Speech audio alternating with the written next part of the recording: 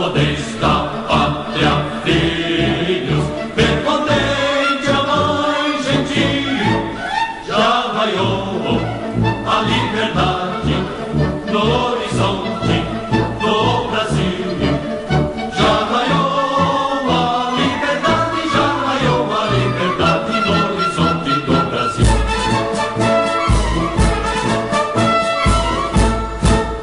Brava gente brasileira, onde vá, temor serviu, ou ficar a pátria livre, ou morrer pelo Brasil.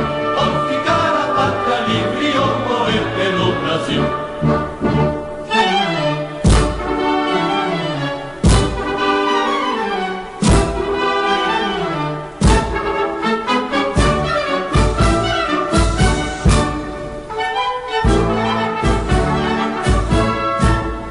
Os milhões que nos forjava das perfídias do cortinho, houve mão mais poderosa, somos deles no Brasil. Houve mão mais poderosa, somos deles no Brasil.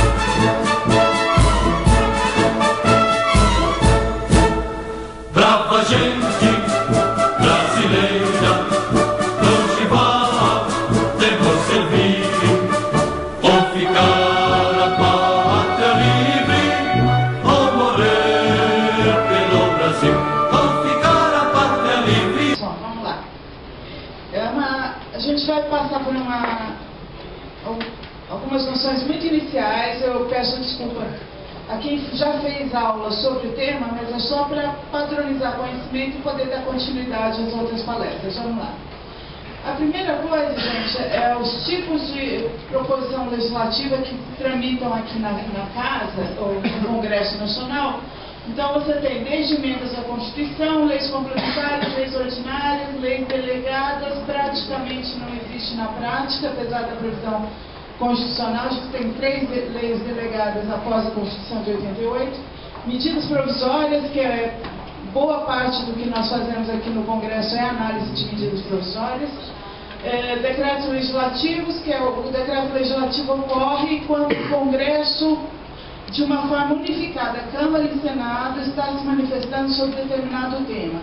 Então, o artigo 49 da Constituição tem as matérias que são resolvidas mediante decreto legislativo, por exemplo, ratificação de acordos internacionais, decretos legislativos que sustem atos normativos do Executivo que exorbitem o poder regulamentar. Então, o decreto legislativo não passa por sanção presidencial, ele é resolvido entre Câmara e Senado e editado.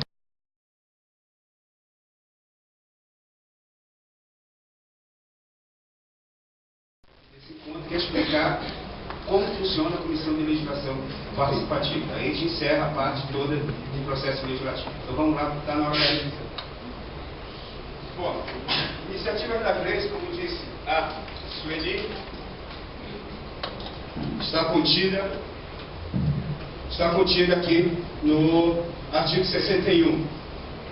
A iniciativa das leis complementares e ordinárias cabe a qualquer membro da Comissão da Câmara, dos Deputados, Senado Federal ou do Congresso Nacional, ao Presidente da República, ao Supremo Tribunal Federal, aos Tribunais Superiores, ao Procurador-Geral da República, aos cidadãos, na forma e caso previsto nessa Constituição. Ou seja, um monte de gente pode propor lei, né? E aqui na Comissão de Legislação Participativa é onde vai ser o catalisador das iniciativas populares que vocês vão ver adiante. Então, vamos lá. O que é esse negócio do processo legislativo? O artigo 59 da Constituição, ele diz que o processo legislativo compreende na elaboração de emendas à Constituição, lei complementar, leis ordinárias, leis delegadas e medidas provisórias, decretos legislativos e resoluções. Aí ele diz, parágrafo único, lei complementar disporá sobre a elaboração, redação e alteração e constitucionalização das leis. Mais um, é a famosa Lei Complementar 95 de 1998, a lei de fazer lei. Então, para você fazer uma lei, tem regra para fazer lei. Então, essas regras estão da Lei Complementar 95 e 98. Quando vocês escutam aquele negócio, medida provisória não pode ter matéria estranha a que está sendo regulada, está na Lei Complementar 95 e 98 esse ano. Então, é lei. Em tese, você poderia derrubar uma medida provisória porque ela está trazendo contrabando ou jabuti na árvore, como a gente costuma dizer aqui. Né? Quando você tem alguma coisa dentro de uma lei que não deveria estar lá, a gente chama de jabuti na árvore. Sabe por quê? Todo mundo sabe sobe que a árvore. Então alguém colocou ele lá. Então isso quer dizer o jabuti na árvore. Deixa eu fazer só um comentário. A Lei Complementar 95 fala que cada lei trata de um assunto. Em medida provisória, isso não tem sido observado na prática. O Congresso não tem reclamado. Tem saído leis em que cada artigo trata de um assunto completamente diferente. A verdadeira medida provisória você deveria chamar a Mary Shelley para dar parecer, porque é um verdadeiro Frankenstein. Vamos lá. Então vamos lá. Regras básicas do processo legislativo. Artigo 44. O Poder Legislativo é exercido pelo Congresso Nacional, que se compõe da Câmara dos Deputados e Senado Federal. Está na Constituição. Parágrafo: cada legislatura terá duração de 4 anos. Ou seja, os deputados ficam 4 anos. Isso é uma legislatura. 4 anos. E a sessão é 1 ano. Uma legislatura é feita de 4 sessões. Cada ano é uma sessão. E uma legislatura inteira são 4 anos. A discussão e votação dos projetos de lei de iniciativa do Presidente da República, Supremo Tribunal Federal e dos Tribunais Superiores terão início na Câmara dos Deputados. É o que a Sueli estava falando do processo bicameral. No Brasil, nós temos um processo bicameral esquizofrênico. Por quê?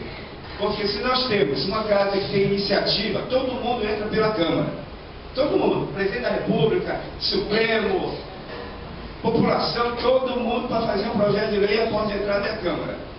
Porque o Senado vai revisar. Aí o Senado também tem iniciativa de apresentar a lei. Então, em tese, para a gente não ser esquizofrênico, o projeto do Senado tinha que entrar pela Câmara e subir para o Senado. Não. O processo do Senado inicia no Senado. E do Senado ele vem para a Câmara. Então, se eu sou revisor, eu passei a ser iniciador.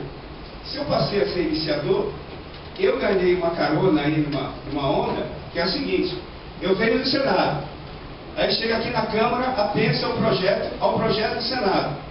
O projeto do Senado, volta todo mundo no processo só do Senado.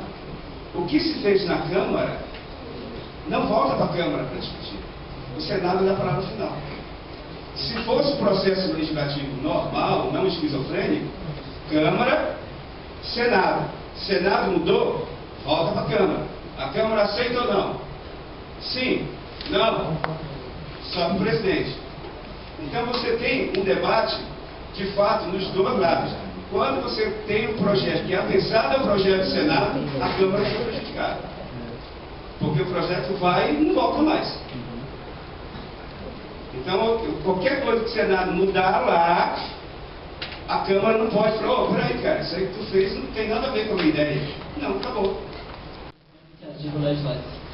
Iniciativa legislativa, pareceres técnicos, exposições e propostas oriundas da sociedade civil organizada.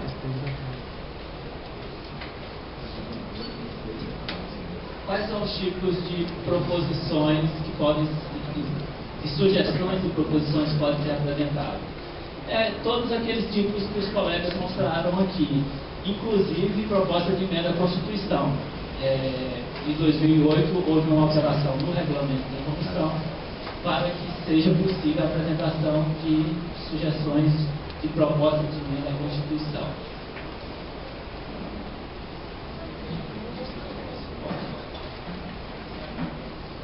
Quem pode apresentar? Então, são associações, órgãos de classe, sindicatos e entidades da sociedade civil. Então, qualquer entidade da sociedade civil, associação de moradores de bairro, quais são os documentos necessários para que a entidade, porque para a entidade apresentar a sugestão, ela precisa fazer um cadastro, precisa provar que existe, que faz funcionamento. Então, é exigido o registro em cartório, o órgão do Ministério do Trabalho. Aqui é o estatuto, né? Cada entidade, associação, sindicato tem seu estatuto. Então, é necessário que a entidade apresente uma cópia do estatuto na comissão, uma cópia do documento que comprove a diretoria, né, que esse comandado dessa diretoria esteja vigente, e uma cópia da ata da reunião em que a entidade deliberou o primeiro envio da sugestão à CLP.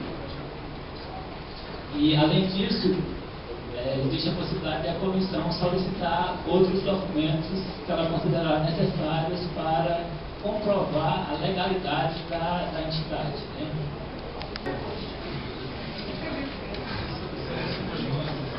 Bom dia a todos, colegas de GPP. Vamos agora para a segunda parte dessa conversa, dessa apresentação sobre agora a reforma política, com a Eneida Dutra, ao meu lado, exatamente, e o Márcio Rabin.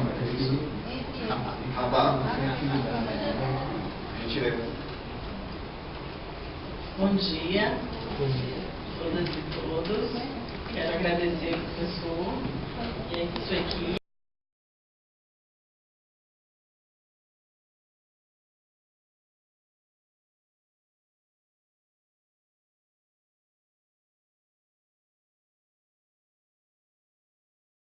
Mudanças no CONAMA, porque ele é um órgão de participação popular, social e etc. Não é verdade. Quando você olha para a composição do Conselho, o que nós vamos encontrar?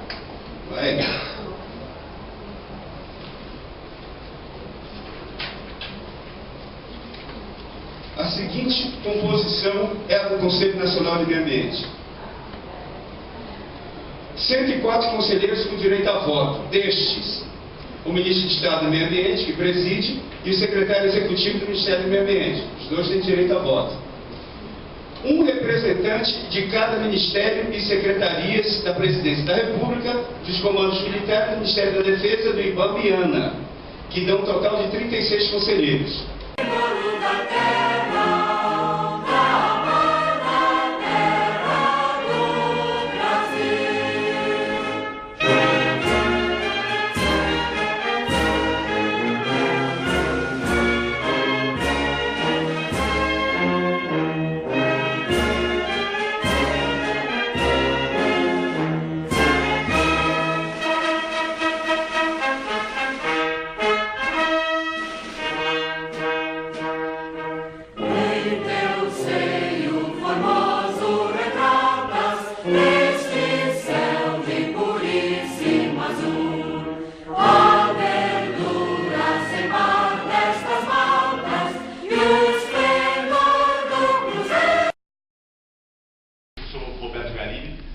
A minha função aqui no Ministério do Planejamento é de diretor de infraestrutura da recém-criada Secretaria do PAC. Né? O PAC estava sendo administrado na Casa Civil da Presidência da República e, posteriormente, a gente fez algumas reformas. Na mudança de governo, a Miriam Belchior, atual ministra do Planejamento, assumiu aqui o Ministério e trouxe consigo o PAC, né, que estava lá na Casa Civil, e o que a gente passou a entender assim, que é um filho que voltou à sua casa, né, da onde não deveria ter saído. Né. É circunstancial a saída, né, foi importante, mas foi importante a volta também, para que a gente se articule aqui com todas as peças de planejamento do governo que são feitas aqui. Né.